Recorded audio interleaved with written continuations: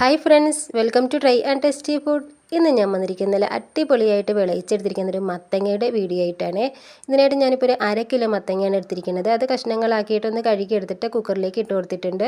പിന്നെ ഇതൊന്ന് വേകുന്നതിന് ആവശ്യമായിട്ടൊരു 1/2 കപ്പ് അളവിൽ വെള്ളവും കൂടി ഒഴിച്ച് കൊടുത്തിട്ടുണ്ട്. ഇനി നമുക്കൊന്ന് അടച്ച് വെച്ചിട്ടൊരു 2 സ്റ്റീം അടിച്ചെടുക്കുക.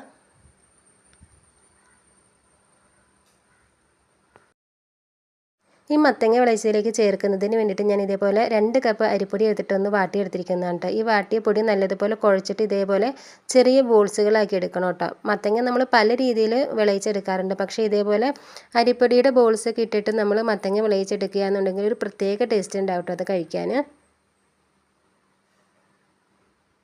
ഈ മത്തങ്ങ ഒന്ന് വെന്തിട്ടുണ്ടെങ്കിൽ നമുക്ക് വേറൊരു പാത്രത്തിലേക്കൊന്ന് മാറ്റിയെടുക്കണം കേട്ടോ. നമുക്കതൊന്ന് വിളയിച്ചെടുക്കാൻ പാകത്തിനുള്ളൊരു പാത്രത്തിലേക്കൊന്ന് മാറ്റിയെടുക്കുക. അതിനുശേഷം ഇതിലേക്ക് ആവശ്യമായിട്ടുള്ള ശർക്കര പാനിയും കൂടി ചേർത്ത് കൊടുക്കുക. ഞാനൊരു 200 ഗ്രാം ശർക്കരയിലേക്ക് കുറച്ച് വെള്ളം കൂടി ഒഴിച്ച് കൊടുത്തിട്ടൊന്ന് ഉരുക്കിയെടുത്തിരുന്നതാണ്. വെള്ളത്തിൻ്റെ അളവ് കറക്റ്റായിട്ട് പറയുന്നില്ല, കാരണം നമുക്ക് വെള്ളമൊക്കെ ഒന്ന് വറ്റിച്ചെടുക്കാനുള്ളത് കൊണ്ട് ആ രീതിയിലുള്ള വെള്ളം ഒന്ന് ചേർത്ത് കൊടുത്താൽ മതിയിട്ടുണ്ട്. ഇതേപോലെ കയ്യിൽ ഉപയോഗിച്ചിട്ടൊന്ന് അമർത്തി കൊടുക്കുമ്പോഴത്തേക്ക് മത്തങ്ങയൊക്കെ നല്ലതുപോലെ ഒന്ന് ഉടഞ്ഞ് കിട്ടിക്കോളുവേ. ഇനി നമുക്കിതൊന്ന് അടച്ചു വെച്ചിട്ട് നല്ലതുപോലെ ഒന്ന് തിളപ്പിച്ചെടുക്കുക. ഇടയ്ക്ക് ഒന്ന് മിക്സ് ചെയ്ത് കൂടി കൊടുക്കണേ. ഇപ്പോൾ കണ്ടില്ല, എല്ലാം നല്ലതുപോലെ ഒന്ന് ഉടഞ്ഞ് കിട്ടിയിട്ടുണ്ട്. ഇതേപോലെ തിളച്ച് കഴിയുമ്പോഴത്തേക്ക് നമുക്കിതിലേക്ക് തയ്യാറാക്കി വെച്ചിരിക്കുന്ന ആ ഒരു അരിപ്പൊടിയുടെ ആ ഒരു ബോൾസ് ഇല്ലേ, അതൊന്ന് ഇട്ട് കൊടുക്കുക. പിന്നെ നമ്മൾ പൊടി വാട്ടുമ്പോൾ നല്ലതുപോലെ തിളച്ചതിന് ശേഷമാണ് പൊടി ഇട്ട് കൊടുത്തിട്ട് ഇതേപോലെ ബോൾസ് തയ്യാറാക്കി എടുക്കണമെന്നുണ്ടെങ്കിൽ ഇങ്ങനെ ഇളക്കി ഒന്നും കൊടുക്കുമ്പോഴത്തേക്ക് അത് പൊടിഞ്ഞൊന്നും പോകില്ല കേട്ടോ, അല്ലാന്നുണ്ടെങ്കിൽ അങ്ങ് പൊടിഞ്ഞൊക്കെ പോകും. ഇനി ഇതിലേക്ക് ഈ മധുരമൊക്കെ ഒന്ന് ബാലൻസായി കിട്ടുന്നതിന് വേണ്ടിയിട്ട് ഒരു ലേശം ഉപ്പും കൂടി ഇട്ട് കൊടുത്തിട്ട് നല്ലോണം ഇതൊന്ന് മിക്സ് ചെയ്തിട്ട് അടച്ചു വെച്ചിട്ട് നല്ലതുപോലെ വീണ്ടും ഒന്ന് തിളപ്പിച്ചെടുക്കുക.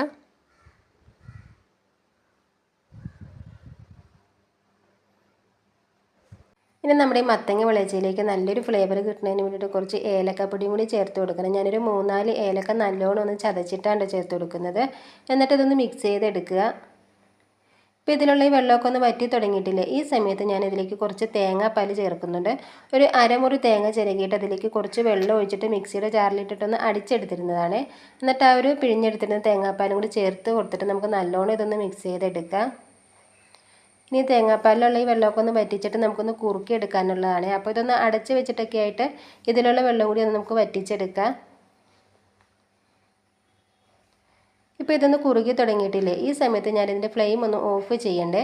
ഇനി ഇതൊന്ന് നമുക്ക് താളിച്ചെടുക്കണം. ഞാനൊരു 1.5 ടേബിൾ സ്പൂൺ അളവിൽ നെയ്യ് ഒഴിച്ച് കൊടുത്തിട്ട് അതിലേക്ക് കുറച്ച് തേങ്ങാക്കൊത്ത് ഇട്ടിട്ടാണ് വറുത്തെടുത്തിരിക്കുന്നത്. ഈ തേങ്ങാക്കൊത്തിന് പകരമായിട്ട് വേണമെങ്കിൽ കഷ്ണണ്ടിപ്പരിപ്പോ ഉണക്കമുന്തിരിയോ ചേർത്ത് കൊടുക്കാട്ടോ. ഇതേപോലെ താളിച്ചിട്ട് ഉടനെ തന്നെ ഇതൊന്ന് മിക്സ് ചെയ്തെടുക്കല്ലേ.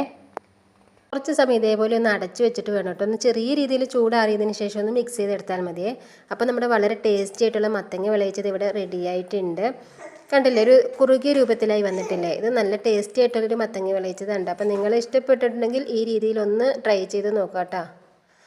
അപ്പോൾ എൻ്റെ വീഡിയോ നിങ്ങൾക്ക് ഇഷ്ടപ്പെട്ടാൽ നമ്മുടെ ചാനലായ ട്രൈ ആൻഡ് ടേസ്റ്റി ഫുഡ് എന്ന ചാനൽ ഒന്ന് സബ്സ്ക്രൈബ് ചെയ്ത് തരണേ. അതിൻ്റെ കൂടെ ലൈക്ക് ചെയ്യുകയും ഷെയർ ചെയ്യുകയും നിങ്ങളുടെ അഭിപ്രായങ്ങൾ അറിയിക്കുകയും കൂടി ചെയ്യണേ. ഇന്നത്തെ വീഡിയോ ഇത്രേ ഉള്ളൂ കേട്ടോ ഫ്രണ്ട്സ്. ഇനിയിപ്പോൾ നമുക്ക് വ്യത്യസ്തവും രുചികരവുമായിട്ടുള്ള പുതിയൊരു വീഡിയോയിൽ കാണാം. അതുവരെ എല്ലാവർക്കും നന്ദി, നമസ്കാരം.